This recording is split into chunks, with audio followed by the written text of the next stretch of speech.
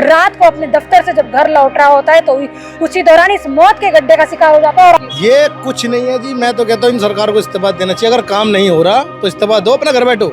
और इस पूरे हादसे ने नोएडा वाले हादसे को याद दिला दिया है लोगों को। इनके मंत्री झूठ बोलते हैं, ये झूठों की सरकार है, ऊपर से नीचे तक सारे झूठे बैठे हुए हैं। और जन खाने के चक्कर काटते रहे पर दिल्ली पुलिस की तरफ से कोई मदद नहीं मिली। हम दिल्ली जल बोर्ड को ही जिम्मेदार मानते हैं। आंखें नम हो जाती है पूरी घटना की जानकारी देते हुए। आखिर क्यों ना, माँ ने अपना जवान बेटा खोया है। और आपको बता दें पूरे प्रशासन की, पूरी सरकार की और दिल्ली जल बोर्ड की पोल खोल के रख दिया। बाद में अफसोस जताती रहती है हमारी सरकार कि हम दुख की घड़ी में आपके साथ, और वास्तव में क्या इस माँ का बेटा लौटेगा। नमस्कार, मैं पूनम और आप देख रहे हैं जल को दिल्ली। इस समय मेरी मौजूदगी जो है जनकपुरी पर है और बता दें ये जोगिंदर सिंह मार्ग है। दिल्ली जल बोर्ड के गड्ढे में गिरकर एक युवक की मौत हो गई। जी आपको बता दें यहाँ पर मौत का गड्ढा है जो कि दिल्ली जल बोर्ड का है। वहीं दिल्ली सरकार में मंत्री, दिल्ली जल बोर्ड के मंत्री प्रवेश साहिब सिंह वर्मा का कहना है कि वो इस दुख की घड़ी में परिवार के साथ है। आपको बता दें कल बीती रात युवक कमल, जिसकी उम्र 25 साल बताई जा रही है, वो कल इसी रास्ते से होकर गुजर रहा था। ना कल ये बैरिकेटिंग थी, ना ये कोई हरा कपड़ा था। जब युवक इस मौत के गड्ढे का शिकार हो जाता है तब आनन फानन में यहाँ पर्दे टांग दिए जाते हैं। पूरी घटना पर लीपापोती की जाती है। आइए जुड़कर जानेंगे परिजनों से कि आखिर मामला क्या था, किस तरीके से उनको पता चला कि ये घटना हर जगह खुद आज ये गड्ढे करके छोड़ देते हैं, कोई सेफ्टी वगैरह नहीं रखते। हालांकि सरकार को इस पे कुछ काम करना चाहिए। नोएडा में इतना बड़ा हादसा होने के बाद भी सरकार जागरूक नहीं हो रही तो फिर ये क्या ही करेंगे। बातें करते हैं बड़ी बड़ी, काम नहीं करते। अब मैं तो उन्हें देख रहा हूँ प्रवेश वर्मा जी को, जो कह रहे हैं कि हम जगह जगह गड्ढे भर रहे हैं। ये गड्ढे क्यों नहीं भरे गए? कुछ नहीं भरते, सिर्फ बातें करते हैं। ये सरकार अपनी लापरवाही को छुपाती है और कुछ नहीं है। इनसे लापरवाही हो जाती है तो ये इंटरव्यू के आगे नहीं बोलते कि आगे से नहीं होगा, मुंह छिपाते हैं, हाँ हूँ हंसा उसके चले जाते हैं। मैंने बहुत से इनके ऐसे नेता देखे जो दांत फाड़ते हैं। ये किसी की मौत को मजाक समझते, सीरियसली नहीं लेते। जब इनके खुद के घर के बच्चे जाएंगे ना तभी इन्हें समझ में आएगा कि हाँ भाई किसी के घर का बच्चा जाने का क्या दुख होता है। एक माँ के दिल पर क्या बीत रही होगी, इस माँ से पूछो। एक बाप के दिल पर क्या, जवान मौत हुई है घर की। जवान मौत का मतलब समझ रहे हो आप? नोएडा के बाद फिर दूसरा एक केस। ये कुछ नहीं है जी, मैं तो कहता हूँ इन सरकार को इस्तीफा देना चाहिए। अगर काम नहीं हो रहा तो इस्तीफा दो, अपना घर बैठो। अभी कुछ दिन पहले डिस्ट्रिक्ट सेंटर के सामने ही इतना बड़ा गड्ढा हुआ। सर आप देखो ना, एक लड़का गड्ढे में गिर गया। दिल्ली जल बोर्ड का काम हो रहा है, इतने तो आपको भी पता होगा। अगर कहीं गड्ढा खुदता है तो वहाँ पानी होता है, ठीक है। अगर वो लड़का गड्ढे में गिरा तो वहाँ पानी होना चाहिए।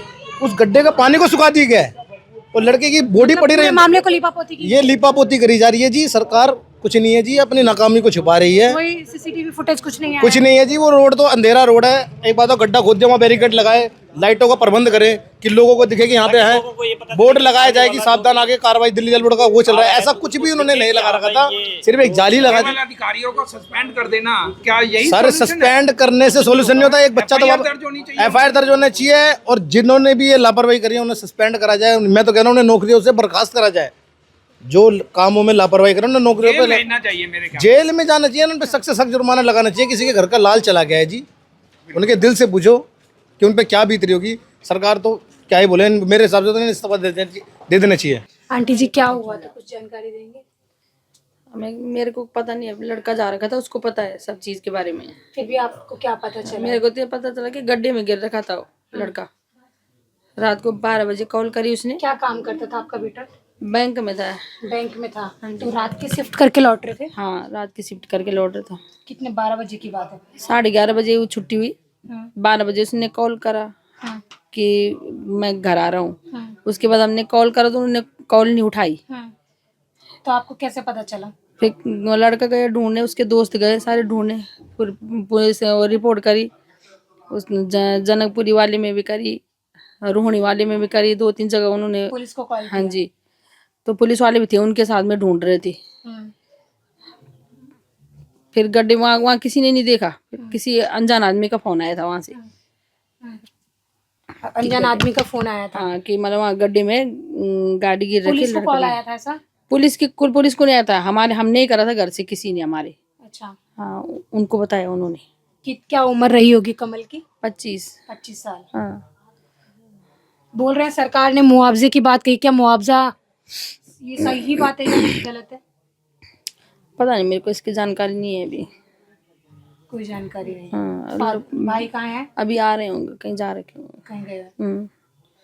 देखिए इस समय हमारे साथ मौजूद हैं कमल की माँ, जो बता दें विकास की राह में किस तरीके से कमल फिर बलि चढ़ा। इससे पहले एक नोएडा का मामला आपने जहां देखा किस तरीके से युवक मदद के लिए चिल्लाता रहा और लगातार बता दें लगभग 2 घंटे वो चिल्लाता रहा मदद के लिए, पर मदद नहीं मिली और आखिरकार वो मौत के घाट उतर गया। और दूसरा मामला राजधानी दिल्ली के जनकपुरी से सामने आया, जहां कैलाशपुरी का रहने वाला युवक जिसकी महज उम्र 25 साल, नाम कमल, कैलाशपुरी का रहने वाला ये युवक रोहिणी में किसी बैंक में काम करता था और रात को 11:30 बजे छुट्टी होती है तो घर लौट रहा होता है।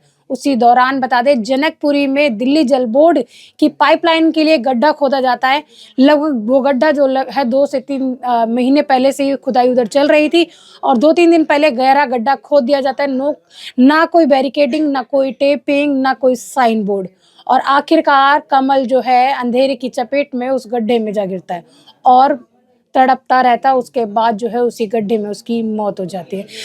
तो ये पूरा मामला जो यहाँ पर हुआ, मैं आपको बता दें हमारे साथ कमल की माँ थी मौजूद। क्या आंटी ये जो इतनी बड़ी घटना घटित हुई, क्या सरकार कहीं ना कहीं जिम्मेदार है? क्या मुआवजे से काम? बिल्कुल है जिम्मेदार। मुआवजे से क्या होगा, बेटा थोड़ा ही वापस आ जाएगा। मुआवजा देने से सारी वो नहीं होती, उन ध्यान देना चाहिए रोड पे जो भी ये घटनाएं हो रही हैं उसके लिए सरकार ही जिम्मेदार है, और कौन होगा। एक के बाद एक घटनाएं सामने आ रही हैं यहाँ और क्या। तो अभी आपके और कितने बेटे घर में और कितने लोग सदस्य हैं?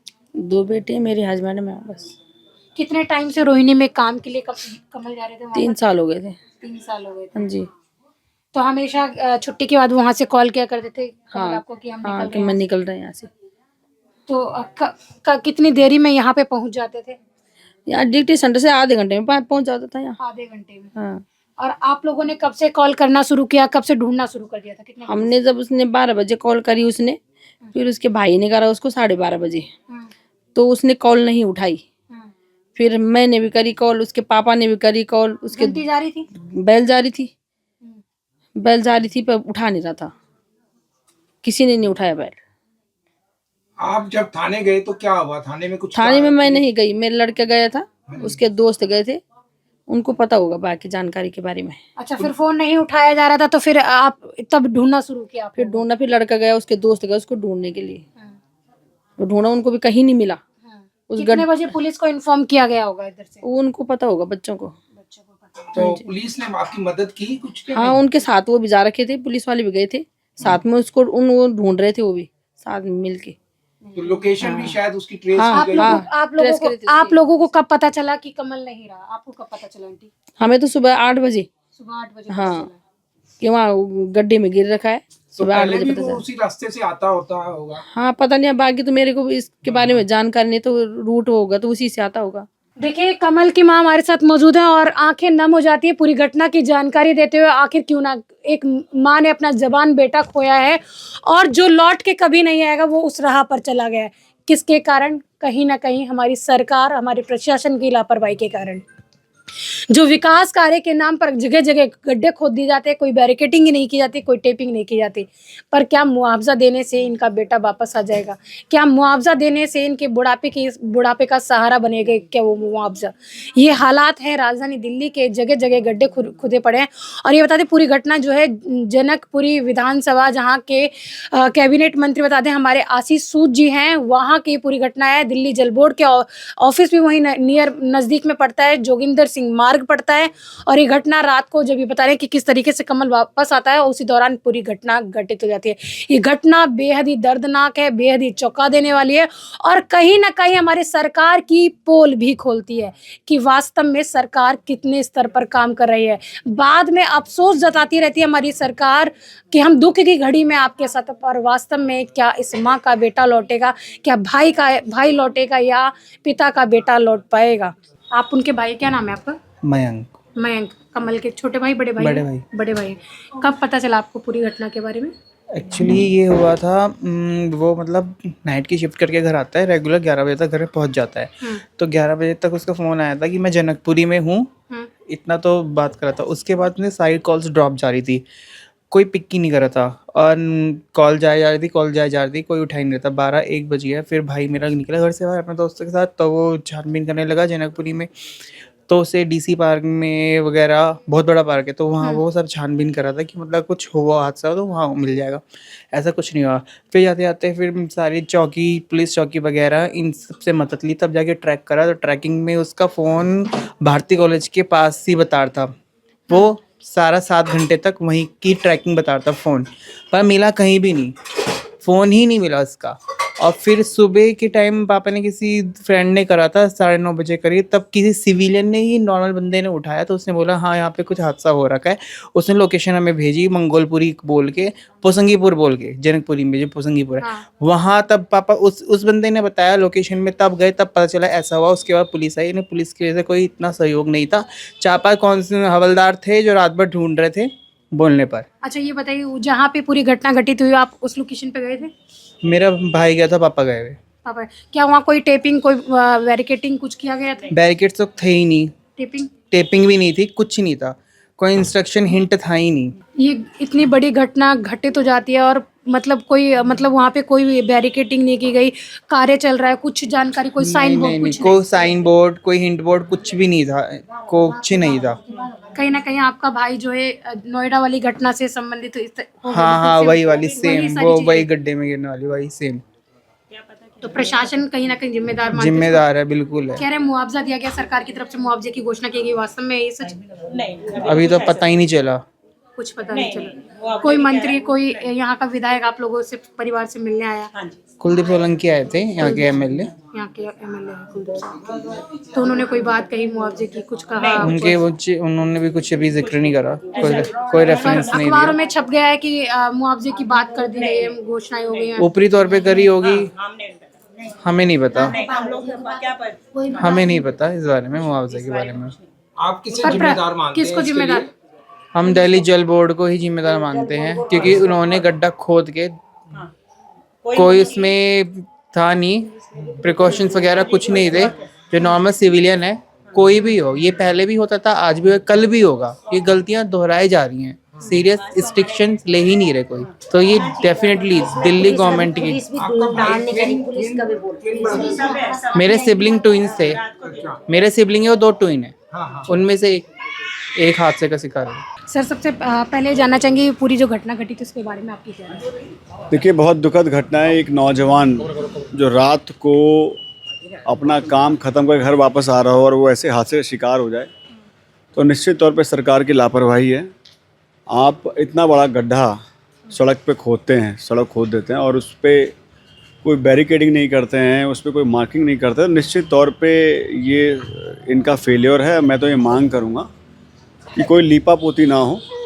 और इतनी बड़ी बात इसमें कहना ये भी कि नोएडा जैसी घटना हुई उसके बाद भी सरकार नहीं जागी, और दिल्ली में 4 इंजन की सरकार है, उसके बाद इस तरह का हादसा होता था, तो इसके लिए निश्चित तौर पर पूरी सरकार दोषी है और संबंधित अधिकारियों पे, और जो सस्पेंड कर देने से काम हो जाएगा? मैं आ रहा हूँ उस पर, संबंधित अधिकारियों को और जो एजेंसी काम कर रही है उसको ब्लैकलिस्ट करना चाहिए, अधिकारियों को सस्पेंड करना चाहिए, और साथ साथ ये सभी डिपार्टमेंट में इमीडिएटली ये एक नोटिफिकेशन निकलना चाहिए कि जहाँ भी दिल्ली में खड्डा खुदे वहाँ पे सबसे पहले बैरिकेडिंग लगे, उसके बाद खड्डा खुदे। और आपने देखा भी वहाँ पे भी जहाँ गड्ढे खुदे वहाँ भी चारों तरफ बैरिकेडिंग करके जिस तरीके से पुलिस इस केस को दबा रही है, तो मेरी यही मांग है कि नौजवान गया, पुलिस की भी आत्मा इसमें जगनी चाहिए कि नौजवान किसी घर का गया तो उस पर लीपापोती ना करे और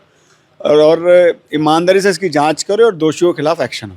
दिल्ली जल बोर्ड का कार्य तो काफी महीनों से चल रहा था, तो सरकार की इतनी बड़ी लापरवाही, मेन रोड है वहाँ पे, डिस्ट्रिक्ट सेंटर से सीधा रोड जाता है और वहाँ पे रात को अंधेरा भी होता है। देखिए, बड़ी हैरानी की बात है कि नोएडा के हादसे के बाद भी ये सरकार नहीं जागी, प्रशासन नहीं जागा, और जबकि वो विधानसभा, एक मंत्री की विधानसभा, वहाँ से आशीष सूद जी मंत्री आते हैं। तो मेरा कहना ये, मंत्री जी खाली बातें ना करके, दोषारोपण ना करके अपने गिरेबान में झांकना चाहिए, और दिल्ली जल बोर्ड को या किसी भी डिपार्टमेंट को अगर इतना बड़ा गड्ढा खोदना है तो बैरिकेडिंग करनी चाहिए थी, रास्ता बंद करना चाहिए था। आज जान की कीमत जिसके घर का जाता है उसी को पता चलता है। तो ये सख्त मांग है कि इस पर एक्शन हो और जो 4 इंजन की सरकार है ये जागे और कम से कम लीपापोती ना करके बहाने ना बनाए, अपना काम करें। मंत्री जी सुबह मीडिया वाइट दे रहे थे, कह रहे थे कि प्रथम दृष्टि में ऐसे लग रहा है कि सारे नियमों का पालन किया गया है, पूरे सुरक्षा नियमों का पालन किया है। मैंने खुद जायजा लिया था।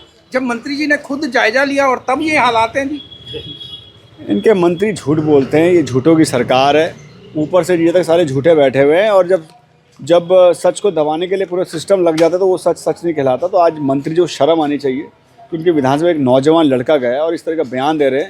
इस तरह बयान ना देकर इस पे खिलाफ एक्शन होना चाहिए था और उनको जो है संबंधित अधिकारियों को जो है उसमें इमीडिएटली सस्पेंड करना चाहिए था और साथ साथ CCTV वहाँ की जारी करें ना, निकाले वहाँ की CCTV। मुझे लगता है नोएडा प्रकरण के बाद इन्होंने वो CCTV दबा दी होगी, मुझे लगता है।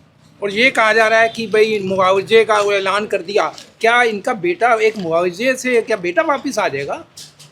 देखिए ये तो बहुत दुखद है, परिवार के साथ हुआ है। और अब मुआवजा तो बेटा तो नहीं आ सकता, लेकिन मैं इतना कहूँ मुआवजा दे ना दे, लेकिन कम से कम पूरी दिल्ली में ऐसा इंतजाम करें ताकि आगे ऐसे हादसे ना हो, इस तरीके का इंतजाम करना। क्या यहीं के निवासी हैं? यहीं रहने वाले हैं ये लेकिन हाँ। यहाँ से पूरी बैरिकेडिंग पूरी बंद नहीं थी, आगे की उन्होंने बैरिकेडिंग पूरी लगा रखी है। ये खुला हुआ था।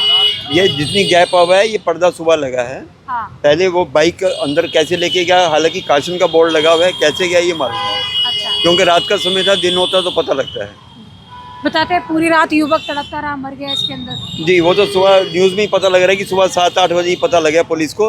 पहले ट्रेस करते रहे लेकिन उसका नहीं पता लगा था। तो अगर ये कहीं ना कहीं प्रशासन की लापरवाही कह सकते हैं इसमें। प्रशासन की लापरवाही तो है। ये देखिए ये पूरी लाइट नहीं है रात को, हाँ। अंधेरा रहता है।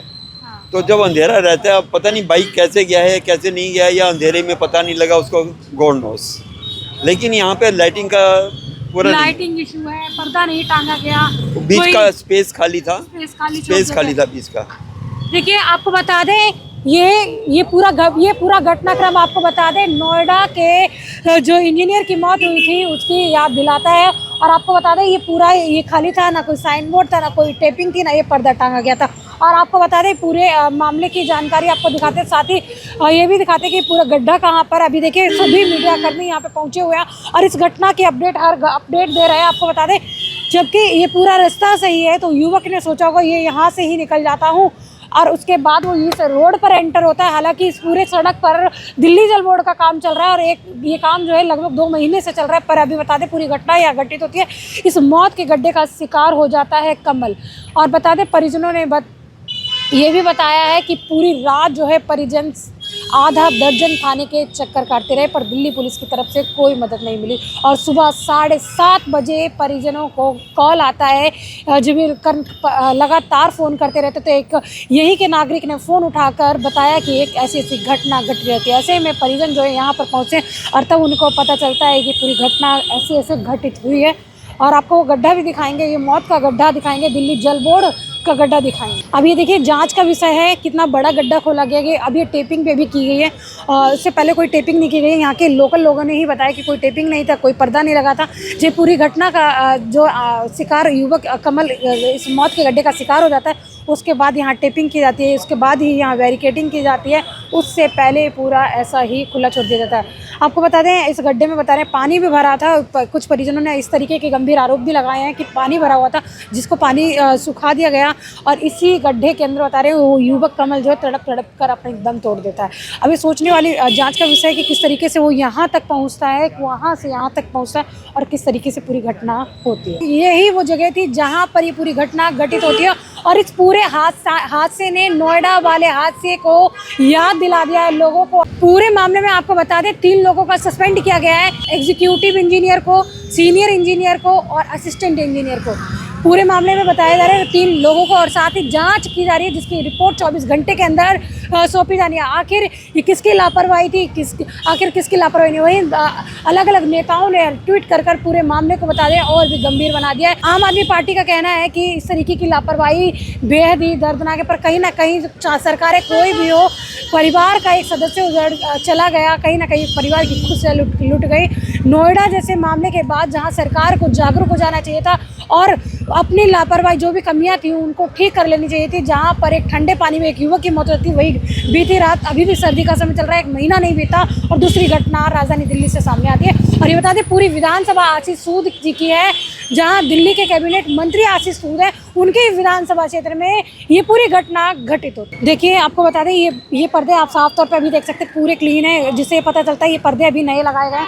इससे पहले कोई भी पर्दा नहीं टंगा था। इतना गहरा गड्ढा है और इस गड्ढे की बता दें आपको लगभग ये सीढ़ी भी लगाई है और सीढ़ी लगाकर ही शायद उस युवक को निकाला गया होगा। इतना गहरा गड्ढा और इसी गड्ढे में बता रहे हैं युवक कल जो है रात को ये पूरी घटना घटित होती है। युवक जो बता रहे हैं HDFC बैंक में कार्यरत था और रात को अपने दफ्तर से जब घर लौट रहा होता है तो उसी दौरान इस मौत के गड्ढे का शिकार हो जाता है। और आपको बता दें पूरे प्रशासन की, पूरी सरकार की और दिल्ली जल बोर्ड की पोल खोल के रख दी। आपको पूरे मामले में बता दें कि किस तरीके से आखिर कोई भी एजेंसी हो, कभी पाइपलाइन डालने के नाम पर, कभी गैस की पाइपलाइन डालने के लिए, कभी पानी की पाइपलाइन डालने के नाम पर, कभी सीवर पाइपलाइन डालने के नाम पर जगह जगह पूरी दिल्ली में गड्ढे खोद दिए जाते हैं और एक के बाद एक इस तरीके की घटनाएं घटित होती रहती हैं। अभी महीना भर भी नहीं बीता था इस पूरी घटना को और उसके बाद ये दूसरी घटना घटित हो जाती है। राजधानी दिल्ली के अंदर 4 इंजन की सरकार की पोल खुल जाती है।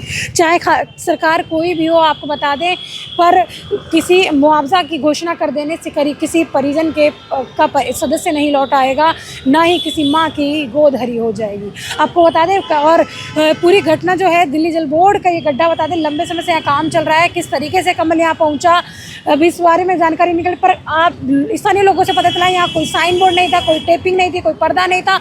स्थानीय लोगों का ऐसा कहना और कहीं ना कहीं पूरे प्रशासन की पोल खोलता है। आखिर ऐसे राजधानी दिल्ली के अंदर जगह जगह गड्ढे जो खोद दिए जाते हैं, जो भी कंपनी जब ठेका लेती है तो उस गड्ढे को समय रहते कवर किया जाना चाहिए, काम होने के बाद कवर कर देना चाहिए। साथ ही जब कोई काम चल रहा है तो बड़े बड़े साइन बोर्ड लगाए जाए, कंस्ट्रक्शन वर्क चल रहा है ये बताया जाए और ऐसे पर्दे टांग दिए जाएं ताकि कोई भी आगे ना बढ़े और राजधानी दिल्ली के अंदर या कहीं पर भी इस तरीके की घटनाएं घटित ना हो। इसके लिए सरकार को, प्रशासन को या संबंधित एजेंसियों को भी लोगों को जागरूक करना चाहिए। इस वीडियो को ज़्यादा से ज़्यादा शेयर करें ताकि दिल्ली जल बोर्ड की लापरवाही पर कोई लीपापोती ना हो, कोई मामले को दबाया ना जाए, इस परिवार को न्याय मिल सके ताकि अगला कोई कमल विकास की बलि ना चढ़े। इसके साथ ही देखते रहे झलको दिल्ली में कैमरामैन नरेश के साथ पूनम। झलको